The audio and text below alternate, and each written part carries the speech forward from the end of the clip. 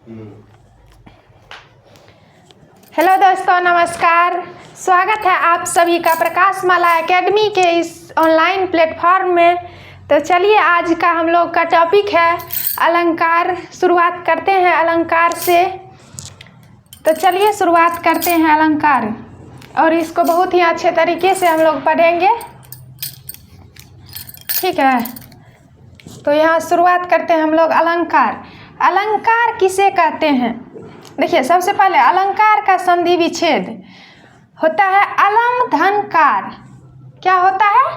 अलम धन कार। अलंकार क्या होता है? अलम धन कार। इसका अलम का अर्थ क्या होता है? आभूषण।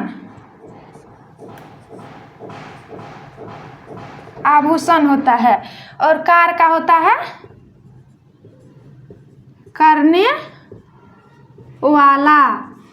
क्या होता है? करने वाला, आभूषित करने वाला, ठीक है। अलंकार। अलंकार का परिभाषा अलंकारोति इति अलंकारः। क्या होता है? अलंकारो इति अलंकारः।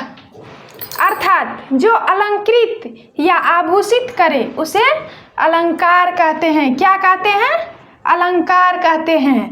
किसे? अच्छे से इसे आप लोग नोट डाउन कर लीजिएगा कि जो अलंकृत या आभूषित करे उसे अलंकार कहते हैं, ठीक है। जिस प्रकार स्त्री की शोभा बढ़ाने वाले तत्व को आभूषण कहते हैं। क्या कहते हैं? स्त्री की शोभा बढ़ाने वाले तत्व को जैसे हम आभूषण कहते हैं, उसी प्रकार काव्य की शोभा बढ़ाने वाले शब्द को अलंकार कहते हैं। क्या कहते हैं? तो काव्य की शोभा बढ़ाने वाले तत्व को अलंकार कहते हैं, ठीक है। अलंकार को वर्गीकृत करने का प्रथम श्रेय आचार्य वामन को जाता है। किसे जाता है? आचार्य वामन को, ठीक है। अलंकार को वर्गीकृत करने का पहला प्रयास वामन के द्वारा किया गया। अलंकार के भेद। अलंकार के मुख्य रूप से 3 भेद होते हैं। कितने होते हैं? 3 भेद। कौन कौन सा? शब्दालंकार, अर्थालंकार और उभयालंकार। कौन कौन सा? शब्दालंकार, अर्थालंकार और उभयालंकार। तो शब्दालंकार को आज हम लोग पढ़ेंगे। शब्दालंकार किसे कहते हैं? तो जब शब्दों की सहायता से काव्य की शोभा बढ़े या चमत्कार उत्पन्न हो उसे शब्दालंकार कहते हैं। किसे? जब शब्दों की सहायता से काव्य की शोभा बढ़े या उसमें चमत्कार उत्पन्न हो उसे शब्दालंकार कहते हैं। शब्दालंकार के 5 भेद होते हैं। कितने? शब्दालंकार के कितने भेद होते हैं? 5 भेद होते हैं। कौन कौन सा? तो अनुप्रास अलंकार, यमक अलंकार, श्लेष अलंकार, वक्रोक्ति और विवक्षा। कौन कौन सा?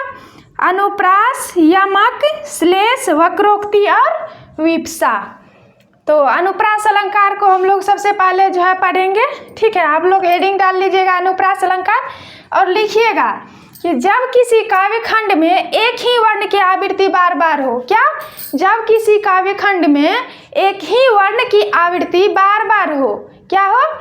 जब किसी काव्य खंड में एक ही वर्ण की आवृत्ति बार बार हो तो क्या होता है? अनुप्रास अलंकार होता है। जैसे चारुचंद्र की चंचल किरणें खेल रही थी जलथल में। क्या? चारुचंद्र की चंचल किरणें खेल रही थी जलथल में। तो चौवर्ण की आवृत्ति बार बार हुई है। क्या हुई है? चौवर्ण की आवृत्ति बार बार। तरनी तनुजा तट तमाल तरुवर बहु छाए। क्या? तरनी तनुजा तट तमाल तरुवर बहु छाए। तवर्ण की आवृत्ति बार बार हुई है। क्या हुई है?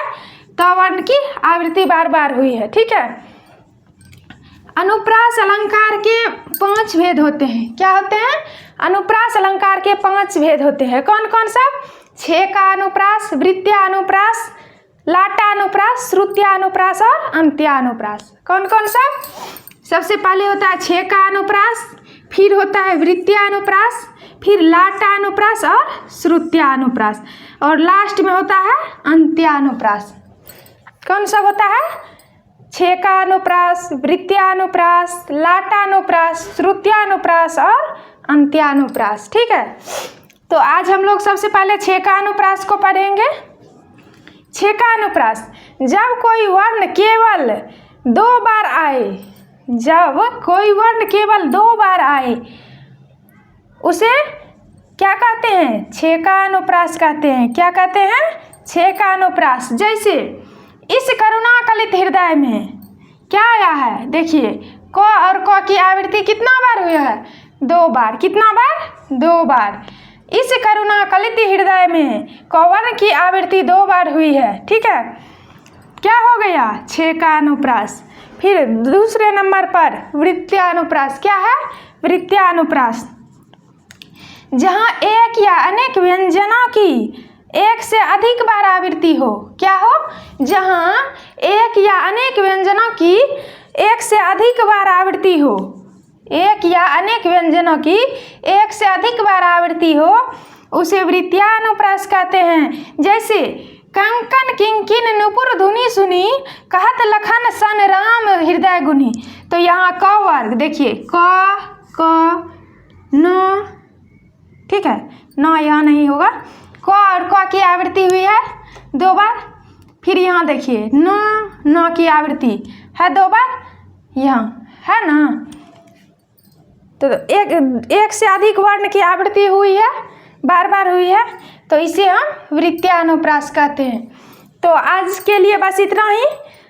इससे आगे जो है नेक्स्ट वीडियो में हम लोग पढ़ेंगे। और अगर आप लोगों को वीडियो पसंद आए तो प्लीज़ लाइक शेयर सब्सक्राइब कीजिएगा। धन्यवाद आज के लिए। मिलते हैं कल नेक्स्ट वीडियो में। Bye bye.